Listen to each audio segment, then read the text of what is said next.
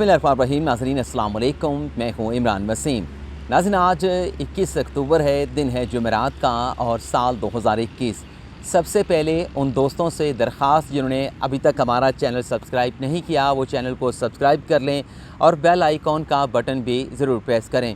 आज के इस प्रोग्राम में 3 बड़ी अहम ख़बरों की डिटेल आपके साथ शेयर करेंगे। पहली खबर में आपको बताएंगे जो आज सुप्रीम कोर्ट ऑफ पाकिस्तान ने पाकिस्तान पीपल्स पार्टी के सीनियर रहनुमा खुर्शीद शाह को 1 करोड़ के मचलकों के एवज़ जो ज़मानत पर रिहा करने का फ़ैसला सुनाया है। पाकिस्तान पीपल्स पार्टी के रहनुमा खुर्शीद शाह जिनके ख़िलाफ़ नैब की तरफ से आमदन से ज़ायद असासाजात का रेफरेंस बनाया गया था, करप्शन का मुकदमा बनाया गया था, आज सुप्रीम कोर्ट ऑफ पाकिस्तान आखिर क्यों मजबूर हुई कि खुर्शीद शाह को सिर्फ 1 करोड़ के मचलकों के एवज़ ज़मानत पर रिहा कर दिया जाए। अदालत की तरफ से नैब के वकला से क्या सवालात पूछे गए और अदालत की तरफ से पूछे गए उन सवालों का नैब के वकला ने क्या जवाब दिया, ये सारी डिटेल आज के इस व्लॉग में आप नाज़रीन के साथ शेयर करेंगे। दूसरी खबर में हुकूमत की तरफ से जो नैब ऑर्डीनेंस जारी किया गया, हुकूमत का जारी किया गया वो ना सिर्फ नैब ऑर्डीनेंस बल्कि उस ऑर्डीनेंस के ज़रिए जो चेयरमैन नैब को मशरूत तौर पर तौसीह दी गई वो बज़ाहिर ख़तरे में पड़ गई है। आज इस हवाले से इस्लामाबाद हाई कोर्ट में बड़ी अहम समाअत हुई है।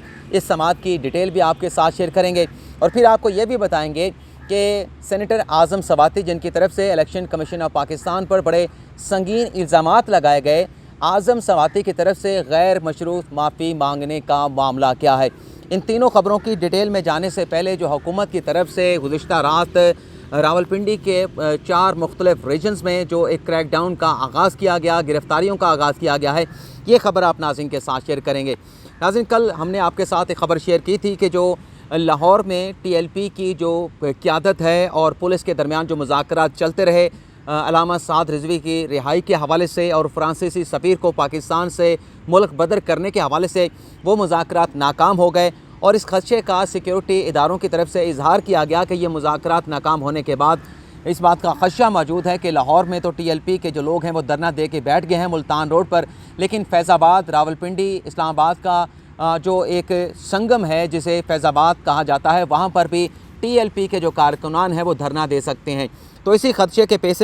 नज़र कल बुध के रोज़ शाम के औकात में सिक्योरिटी अफसरान का एक वीडियो लिंक के ज़रिए इजलास हुआ और इस इजलास में ये फ़ैसला किया गया कि एक तो जो TLP के कारकुनान हैं उनके ख़िलाफ़ क्रैकडाउन किया जाएगा, गिरफ़्तारियाँ की जाएंगी और ज़रा इस बात को कन्फर्म कर रहे हैं कि कल के इस इजलास के बाद रावलपिंडी के जो 4 रीजन हैं जिसमें रावलपिंडी, जेहलम, चकवाल और अटक आते हैं वहाँ पर पुलिस की तरफ से, सिक्योरिटी इदारों की तरफ से पकड़ धकड़ का सिलसिला शुरू कर दिया गया है और अब तक जो मेरे पास मालूमात हैं दर्जनों ऐसे TLP के कारकुनान हैं जिसे सिक्योरिटी इदारों की तरफ से छापे मारकर जो है वो गिरफ़्तार कर लिया गया है। सिक्योरिटी इदारे ये बता रहे हैं कि मुमकिना तौर पर जो मुज़ाकरात नाकाम हुए हैं हुकूमत अपना इंतज़ामिया और TLP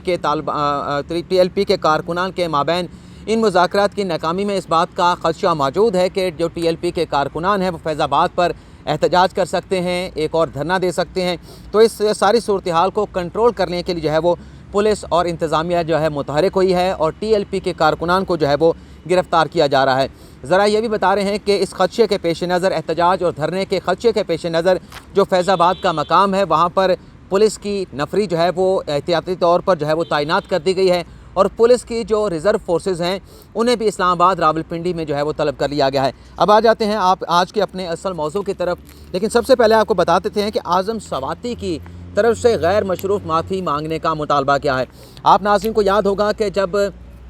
इंतखाबी इस्लाहात के मामले पर सेनेट की कामा कमेटी में जो है वो जो एक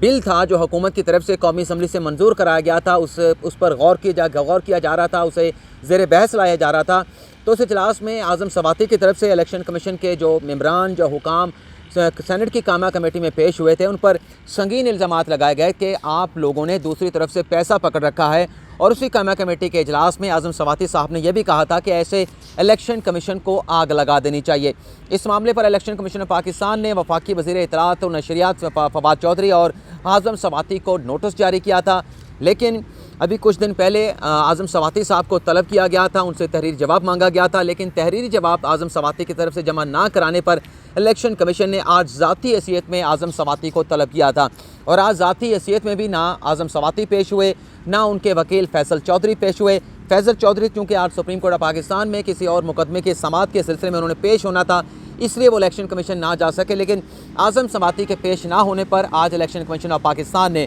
आज़म समाती को तौहीन अदालत का शोकाज़ नोटिस जारी कर दिया है। और शोकाज़ नोटिस जारी करने का नाज़रीन सीधा सीधा मतलब यह है कि या तो जो इल्ज़ामात आज़म समाती की तरफ से लगाए गए वो उनके शवाहिद देंगे, और अगर वो शवाहिद नहीं देंगे तो इलेक्शन कमीशन की तौहीन करने के मामले पर इलेक्शन कमीशन उनके ख़िलाफ़ तौहीन अदालत की कार्रवाई का आगाज़ करेगा। और तौहीन अदालत के जो अगर ये मुकदमा साबित हो जाता है और आज़म समाती साहब जो है अपने इल्ज़ामात को साबित नहीं कर पाते, तो ना सिर्फ उन्हें जो सेनेट के उनकी नशिस्त है, जो वो सेनेटर मुंतखब हुए, उस नशिस्त से हाथ धोना पड़ेंगे, बल्कि 5 साल के लिए उन्हें नाअहली का सामना भी करना पड़ेगा। आज हमारी पाकिस्तान तहरीक इंसाफ के कुछ सोर्सेस से बात हुई, उनकी तरफ से बताया गया कि जो इल्ज़ामात लगाए गए मुमकिन तौर पर आज़म समाती अपने उन इल्ज़ामात पर इलेक्शन कमीशन से गैर मशरूत माफ़ी मांगेंगे। ये हमें पाकिस्तान तहरीक इंसाफ के ज़राए की तरफ से कन्फर्म किया गया है। बड़े हमारे बावसूख ज़राए हैं और वो कन्फर्म करते हैं कि इस केस में आज़म समाती साहब की तरफ से जो एलिगेशन लगाए गए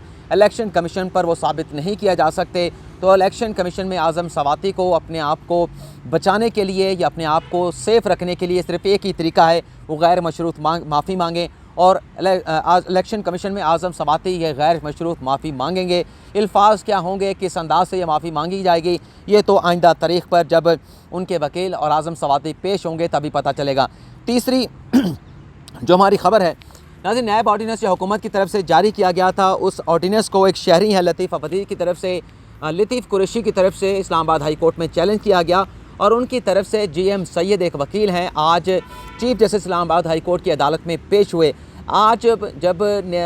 नैब ऑर्डीनेंस के ख़िलाफ़ मुकदमे के समाअत का आगाज़ हुआ तो जो वकील थे GM सैयद दरख्वास्त गुज़ार लतीफ़ कुरैशी के, उनकी तरफ से अदालत से कहा गया कि ये जो नया ऑर्डीनेंस हुकूमत की तरफ से जारी किया गया है, सिर्फ 2 बातों को दरख्वास्त गुज़ार के वकील की तरफ से प्रेस किया गया। एक तो ये कहा गया कि इसमें नैब के बहुत सारे जो अख्तियारात हैं उन्हें ख़त्म कर दिया गया है, और नैब के वो अख्तियारात ख़त्म होने के बाद अब नैब जो है वो सिर्फ जो छोटे मोटे दर्जा दोयम के जो मुलाजिम होते हैं, जो चपरासी होते हैं, जो PN चौकीदार होते हैं, सिर्फ उनके ख़िलाफ़ कार्रवाई कर सकता है। बाकी लोगों को तो इस नैब ऑर्डीनेंस में जो तरमीम की गई है, तमाम चीज़ों को जो है वो नैब कानून से निकाल दिया गया है। दूसरी जो बात प्रेस की गई दरख्वास्त गुज़ार के वकील की तरफ से वो ये थी कि इस ऑर्डीनेंस के ज़रिए चेयरमैन नैब को मशरूत तौर पर जो है वो तौसीह दे दी गई है, उन्हें काम जारी रखने की इजाज़त दी गई है। जबकि जो कानून है जो अभी तक भी इंटैक्ट है, उसके मुताबिक चेयरमैन नैब की तकरीर के लिए हुकूमत को अपोजिशन के साथ मुशावरत करना है, लेकिन हुकूमत ने ताहाल जो है वो इस मामले पर मुशावरत नहीं की। और हुकूमत लगता यह है कि नया चेयरमैन नैब जो है वो नहीं लगाना चाहती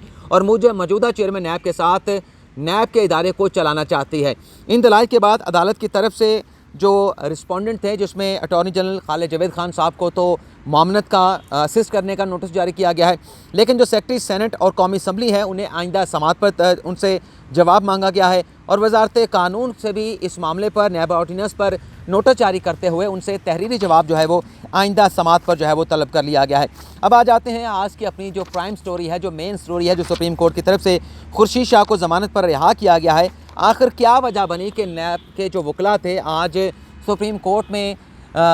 खुर्शीद शाह की ज़मानत के मुकदमे में अपने रेफरेंस का या अपने जो स्टांस था उसका दिफा नहीं कर सके। आज जब अदालती कार्रवाई का आगाज़ हुआ तो नैब के वकला की तरफ से अदालत को बताया गया कि खुर्शीद शाह के ख़िलाफ़ जो रेफरेंस है वो मुकम्मल कर लिया गया है, सप्लीमेंट्री रेफरेंस बना लिया गया है, तहकीकात मुकम्मल हो चुकी हैं और ये सप्लीमेंट्री रेफरेंस जो है वो ट्रायल कोर्ट में दायर कर दिया जाएगा। तो खुर्शीद शाह के जो वकील थे मखदूम अली खान, उनकी तरफ से अदालत से कहा गया कि पहले ज़िमनी रेफरेंस दायर किया गया था, 44 उसमें गवाहान बनाए गए, अब तक 2 साल का अरसा गुजर चुका है, सिर्फ 8 गवाहान के बयान जो है वो रिकॉर्ड हो चुके हैं, फ़र्द जुर्म आयद की गई खुर्शीद शाह के ऊपर। अब जब ये सप्लीमेंट्री रेफरेंस एहतसाब अदालत में दायर किया जाएगा तो इसका मतलब यह है कि ट्रायल ज़ीरो से शुरू होगा, दोबारा से फ़र्द जुर्म आयद की जाएगी, दोबारा से जो दस्तावेज़ात हैं उनका जायज़ा लिया जाएगा, गवाहान के बयान दोबारा से रिकॉर्ड होंगे। तो ये तो एक नए सिलसिले का आगाज़ हो जाएगा। और मेरा जो मौक्कल है खुर्शीद शाह, वो पिछले 2 साल से जेल में कैद है और कानून भी इस बात की इजाज़त देता है कि अगर किसी मुल्ज़म पर इल्ज़ाम साबित ना हो और उसे जेल में 2 साल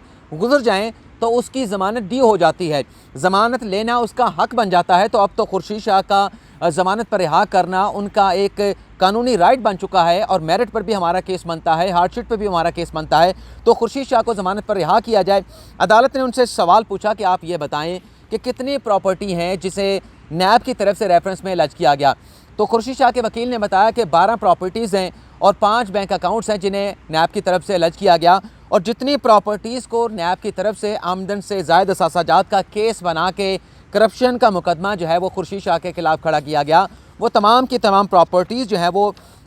जो गोशवारे होते हैं टैक्स के उसमें ज़ाहिर किया गया, और जो ज़री ज़मीन है खुर्शीद शाह की उस पर ज़री टैक्स भी अदा किया गया। तो तमाम असासे, तमाम प्रॉपर्टी, तमाम जो पैसा है वो जो मुतलका इदारे हैं वहाँ पर डिक्लेयर किया गया है, और किसी इदारे की तरफ से कोई नोटिस, कोई शोकास नोटिस खुर्शीद शाह को जारी नहीं किया गया। तो किस तरह से जो है वो आप एक मुल्ज़म को 2 साल के बाद भी जो है वो जेल में रख सकते हैं। इसके बाद उनके दलाइल ख़त्म हो गए मखदूम अली ख़ान के, और भी उन्होंने दलाइल दिए गए, लेकिन जब नैब के वकला की तरफ से दलाइल का आगाज़ किया गया, हाँ याद आया कि खुर्शीद शाह के वकील का ये भी कहना था कि जो असासे हैं खुर्शीद शाह के उन्हें नैब की तरफ से सरप्रेस किया गया है, और जो असासों की मालियत नैब की तरफ से खुर्शीद शाह के असासों की दिखाई गई है वो भी बढ़ा चढ़ा के दिखाई गई है। और जो 574 एकड़ ज़री अराज़ी की बात की जाती है वो बंजर ज़मीन थी जो उससे पहले अब्दुल हफीज़ पीरज़ादा के वालिद अब्दुल सत्तार पीरज़ादा ने ख़रीदी थी। 1039 एकड़ ये ज़मीन थी जो 1979 में 80,000 के एवज़ अब्दुल हफीज़ पीरज़ादा के वालिद ने ख़रीदी थी।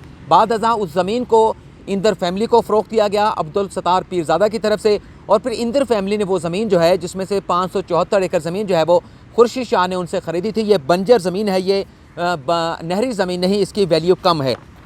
जब नैब के वकला की बयान अपना दलाइल देने की बारी आई तो अदालत ने उनसे ये पूछा कि कब तक आप जो है वो खुर्शीद शाह को आप जेल में रखना चाहते हैं। 2 साल हो चुके हैं, अदालत ने कानून को देखना है। और फिर अदालत ने जस्टिस मंसूर शाह ने एक बड़ा पर्टिकुलर सवाल पूछा नैब के वकला से कि आप ये बता दें कि आपके पास वो कौन सा ऐसा ठोस सबूत है जो आपने ये मुकदमा खुर्शीद शाह के ख़िलाफ़ बनाया है, उसमें आप अपना जो सबसे स्ट्रॉन्ग पॉइंट है वो अदालत के सामने रखें। तो नैब के वकला की तरफ से कहा गया कि हमने खुर्शीद शाह से पूछा कि आपके जो अनएक्सप्लेन जो आपके एहसासे हैं उसकी तफसीलात दे दें, तो खुर्शीद शाह ने उसकी तफसीलात नहीं दी। अदालत ने कहा कि जब आपने खुर्शीद शाह को गिरफ़्तार कर लिया था आपके पास मवाद नहीं था, कतई नज़र इस बात के जब आपने गिरफ़्तार कर लिया तो इन सवालों का जवाब कि अनएक्सप्लेन मनी उन्होंने कहाँ से बनाई, कहाँ से हासिल की, उनके पास तो कोई रसाई नहीं थी, वो आपके पास अरेस्ट थे, वो किसी के पास जा नहीं सकते थे, किसी को टेलीफोन नहीं कर सकते थे, तो इन सवालों का जवाब कैसे देते। फिर अदालत ने पूछा कि कोई और आपके पास जो आपका